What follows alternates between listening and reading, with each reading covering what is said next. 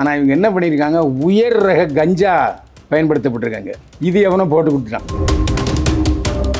அப்புறம் இவங்களும் அதை வாங்கி விற்கிறாங்களா, இவங்க மூலம் அது கடத்தல் போகுதா, இவங்க மூலம் சினிமாவில் பரவிட்டு இருக்கா அப்படிங்கிறது பெரிய நெட்வொர்க்கு.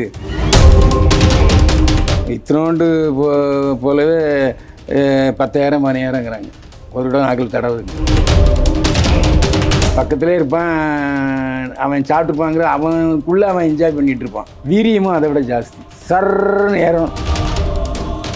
புதிய சிந்தனை நேயர்களுக்கு வணக்கம். இன்றைய சிறப்பு நேர்காணலில் நம்முடன் இணைந்திருக்கும் சிறப்பு விருந்தினர் மூத்த பத்திரிகையாளர் மற்றும் மூத்த நடிகர் திரு பைல்வான் ரங்கநாதன் அவர்கள். சார் வணக்கம். வணக்கம். என்னை வாழ வைத்துக் கொண்டிருக்கும் யூடியூப் சேனல்களுக்கு நன்றியும் வணக்கம். பிரபல பாடகி புஷ்பா, அதுக்கப்புறம் இப்போ தக்கலைஃபிலோட பாடியிருக்காங்க, சிங்குஜா அப்படிங்கிற பாட்டை பாடியிருக்காங்க. அந்த பாட்டுக்கு சொந்தக்காரர் தான் நம்ம மங்க்லி. அவங்க அவருடைய பிறந்தநாள் 31வது வயதாவது பிறந்தநாளை கொண்டாடி இருக்காங்க ரிசார்ட்டில். அது ஏகபோகலாக கொண்டாடி இருக்காங்க. ஆனால் இன்னைக்கு அதுதான் பெரிய பஞ்சாயத்தாக இருக்குது. செவெல்லோ இந்த இடத்துல தான் அந்த ரிசார்ட் இருந்திருக்கு. அங்கே தான் பர்த்டே பார்ட்டி வச்சுருக்காங்க. திரிபுரா ரிசார்ட்னு சொல்கிறாங்க. ஆமாம், பர்த்டே பார்ட்டி என்பது கண்டிப்பாக இது உண்டு, அது இல்லாமல் கிடையாது. பார்ட்டினாவே அதானே. ஆமாம், ஆனால் அது தப்பு இல்லை. அதாவது மது வகைகள், பிராண்டி, பீரு, ஜின்னு, மண் எல்லாம் பெர்மிட்டடு. ஆனால் இவங்க என்ன பண்ணியிருக்காங்க, உயர் ரக கஞ்சா பயன்படுத்தப்பட்டிருக்காங்க. இது எவனோ போட்டு கொடுத்துட்டான், இந்த மாதிரி நடக்குது அப்படின்ட்டு. உடனே போலீஸாரங்க வந்து பார்த்ததில் நிறைய பேர் கஞ்சா போட்டுருந்துருக்காங்க, கஞ்சா பறிமுதல் பண்ணியிருக்காங்க. இதில் கொஞ்சம் கௌரவமாக மங்கிலியை, அந்த பின்னணி பாடையை போலீஸார் விசாரணைக்கு அழைத்து சென்றிருக்காங்க. அந்த அம்மா குடிச்சிருக்காங்களா, அவங்க போதை கடத்தல் சம்மந்தப்பட்டிருக்காங்களா அப்படிங்கிறது விசாரணை நடந்துக்கிட்டு இருக்குது. ஏன்னா தெலுங்கில் இது தமிழ்நாட்டில் கூட கொஞ்சம் கம்மியாக இருக்குது. ஆனால் தெலுங்கில் இது ரொம்ப அடிக்கடி நடக்குது. இப்போ 3 மாதத்துக்கு முன்னால் கூட நடந்துச்சு. ஆனால் இந்த வியாதி, இந்த போதை வியாதி ஆரம்பத்தில் இந்தியில் ரொம்ப மோசமாக நடந்திருக்கு. ஹூக்காலேருந்து எல்லாம் ஒரே தண்ணி.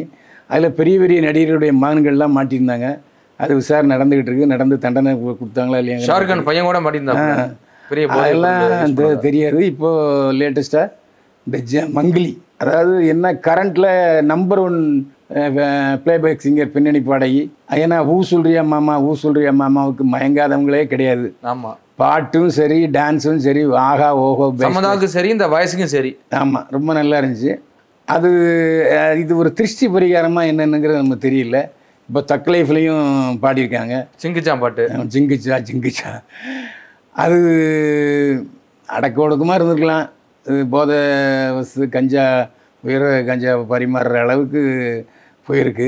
அதனால் இப்போ என்ன ஆகிட்டு, இந்த உயர கஞ்சா இவங்க பயன்படுத்தினா அப்புறம் இவங்களும் அதை வாங்கி விற்கிறாங்களா, இவங்க மூலம் அது கடத்தல் போகுதா, இவங்க மூலம் சினிமாவில் பரவிட்டு இருக்கா அப்படிங்கிறது பெரிய நெட்வொர்க்கு அப்படின்னு அதை பற்றி விசாரணை இருக்குது. போக போக தெரியும் மங்கிலி யார் என்னங்கிறது.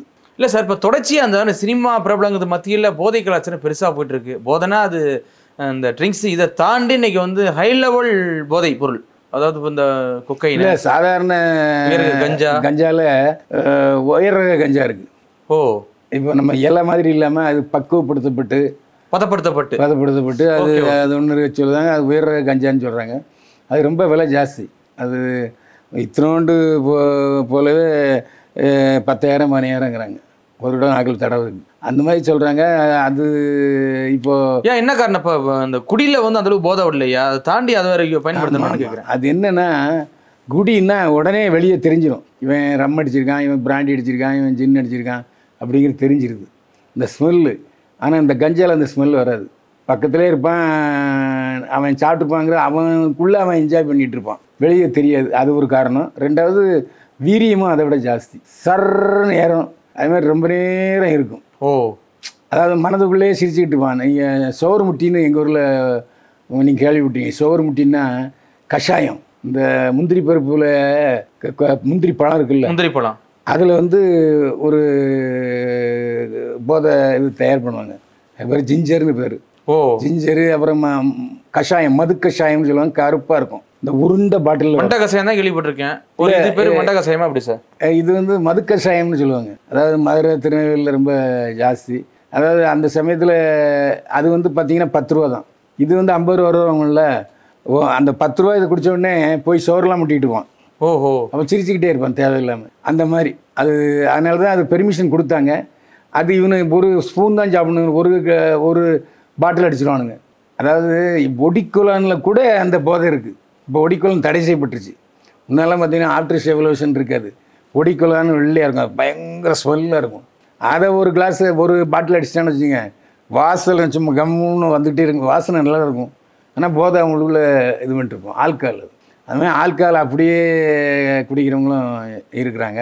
அந்த மாதிரி போதை வந்து பழக்கப்பட்டதுக்கப்புறம் முதல்ல விருந்தாளி போல் வரும், அதுக்கப்புறம் போகவே போகாது. அதாவது பெண் போதை, பண போதை, சொத்து போதை, ஏமாத்துற போதை, அப்படி எல்லாமே ஒவ்வொரு போதை தான். இப்போ நமக்கு கூட இது ஒரு போதை தான், இந்த பேசிக்கிட்டு இருக்கோம் யூடியூப்பில், இது கூட ஒரு போதை தான். அதான் என்னென்னா இது எந்த வகையில் பாதிக்கும் அப்படின்னு நம்ம சொல்ல முடியாது. அதனால் அந்த போதை வந்து இப்போது இது காலேஜ் மாணவர்கள்ட்ட ரொம்ப பரவிடுச்சு. இப்போ தமிழ்நாட்டில் இதை ஒழிக்கிறதுக்காக தான் முதலமைச்சர் மாண்பு மு.க. ஸ்டாலின் இல்லை நம்ம போதை இல்லை அது தமிழ்நாடை உருவாக்குன்னு சொல்லிட்டு இருக்காரு. ஆனால் ஒரு பக்கம் பிரச்சாரம் போயிட்டுருக்கு, ஒரு பக்கம் விற்பனை அதிகமாகிட்டு இருக்கு. சமீபத்தில் ஒரு தனியார் கல்லூரியில் ரைடு போனால் உள்ள அத்தனை பேர் இன்ஜினியரிங் காலேஜ் உள்ள வளாகத்துக்கு போனோம்னாக்கா, மெடிக்கல் காலேஜ் வளாகம், இன்ஜினியரிங் காலேஜ் வளாகத்தெல்லாம் இதான் இது.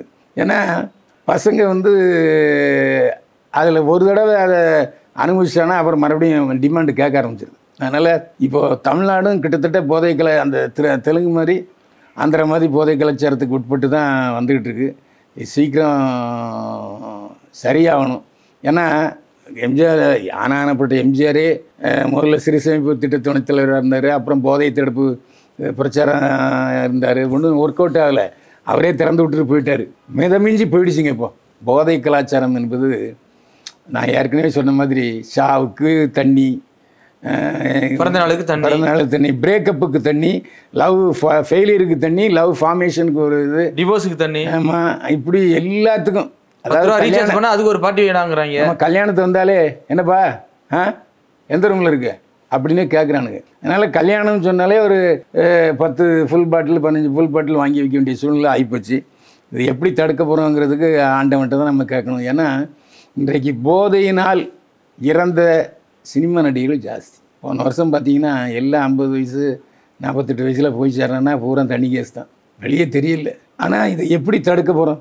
ஏன்னா தெருவுக்கு தெரு கடை திறந்தாச்சு. இல்லைப்பா அதெல்லாம் பிரச்சனை இல்லையா சார், தாண்டி பாருங்க கஞ்சா, அது கொக்கைனா, இது மாதிரி ஹெவி லெவல் அந்த போதைலாம் இருக்கு. அதாவது ஒரு முறை அந்த கொக்கைன் பயன்படுத்துறதுக்கு 3000 ரூபா, இந்த பொட்டலம் இருக்க அது விலை 3000 ரூபா. அதை விற்கிறதுக்கு ஏஜென்சி இருக்கானுங்க. அதை விற்கிறவன் சினிமா பரப்பவனுக்கு தான் அதிகமாக புழங்குதாம்ல சார். அதை விற்கிறவனுக்கு 10 வருஷம் 15 வருஷம் ஆயுள் தண்டனைன்னு போட்டாங்கன்னு வச்சுங்க, கொஞ்சம் அது குறையுமான்னு பார்ப்போம். ஏன்னா மிஸ்ஸா நேரத்தில் அப்படி ஒரு கடுப்படியான சட்டங்கள் இருந்ததுனால தான் ஆஃபீஸ்லாம் ஒழுங்காக வந்தாங்க. இந்த மாதிரி மிஸ்ஸா போல் ஒரு நமக்கு போதைக்கு என்ன சட்டம் எதுங்கிற அரசாங்கம் தான் அதை ஆலோசித்து முடிவு எடுக்கணும். ஏன்னா இது ரொம்ப மோசமான விளைவுகளை ஏற்படுத்திகிட்டு இருக்குது. அதை கட்டுப்படுத்துறதுக்கு நம்மளால் முடியாமல் இருக்குது. ஏன்னா நம்ம அரசாங்கம் என்னென்னா, இந்த தீபாவளிக்கு இத்தனை கோடிக்கு விற்றுச்சா அடுத்த தீபாவளிக்கு 20% கூட போடு, அவ்வளோ விற்றாதான் டார்கெட்டு. அதாவது நல்ல பொருள்களை விற்கிறதுக்கு டார்கெட் வச்சா பரவாயில்ல, தண்ணிக்கு போதைக்கு டார்கெட் வச்சு நம்ம கவர்மெண்ட்டு போகுது. இன்னும் சொல்ல போனால் அது ஓப்பனாக சொல்கிறானுங்க, எப்பா நீங்கள் போதையிலே சொல்கிறான், டேய் நாங்கள் போதையில் ஆனா தாண்டா கவர்மெண்ட்டு ஸ்டடியாக இருக்கும், எங்கள் காசில் தாண்டா நல்ல விஷயங்கள்லாம் நடக்குது தெரியுமாங்கிறாங்க. தமிழ்நாடே தண்ணியில் தான் நடக்குது அப்படிங்கிறாங்க. ஆமாம், அதை விட கொடுமை இப்போ வேறு ஊழல், அதில் 10,000 கோடிங்கிறாங்க, 5,000 கோடிங்கிறாங்க, இப்போ 15,000 கோடின்னு லேட்டஸ்ட்டாக சொல்லியிருக்காங்க மத்திய அரசு மந்திரி ஒருத்தர். தமிழ்நாட்டில் இவ்வளோ டாஸ்மார்க்கில். ஆமாம், அதாவது பொதுவாக எம்ஆர்பி ரேட்டை விட குறைச்சி விற்கிறது தான் கடைக்காரர்களுடைய தன்மை, நியாயம். மேக்ஸிமம் ரீட்டைல் பிரைஸோட கம்மியாக, மேக்ஸிமம் ரீட்டைல் பிரைஸோட ரீட்டைல் பிரைஸ் கொஞ்சம் கம்மியாக. ஆனால் இங்கே டாஸ்மாகில் மட்டும்தான் குவார்ட்டருக்கு 20 ரூபா, ஆஃபுக்கு 50 ரூபா, ஃபுல்லுக்கு 100 ரூபான்னு ஏற்றி விற்கிறாங்க. அது பில்லும் தர மாட்டாங்கிறாங்க, ஒன்றும் தர மாட்டாங்க. பில்லு தரப்போகிறோன்னு சொல்லிட்டு இருக்காங்க, எப்போ தரப்போகிறாங்க யாருக்கு தெரியும். இப்போ இதில் கூட இந்த பாட்டியில் கூட இந்த பைப் வச்சு ஊதிட்டு இருக்கானு சார். ஹூக்கா, அது ஹூக்காவா? அது வந்து அது அப்படியே போதையிலே மிதக்கும். ஓஹோ. அது இஸ்லாமிய மன்னர்கள் பயன்படுத்தினது. அது அப்படியே காலங்காலமாக இப்போ நார்த்தில் நிறைய பேர் மார்வாடிஸ் பயன்படுத்துவாங்க. கண்டிப்பாக சார், அடுத்த நடவடிக்கை என்னென்னு பொறுத்திருந்து பார்ப்போம். மிக்க நன்றி சார். மீண்டும் சந்திப்போம். வாழ்க வளமுடன்.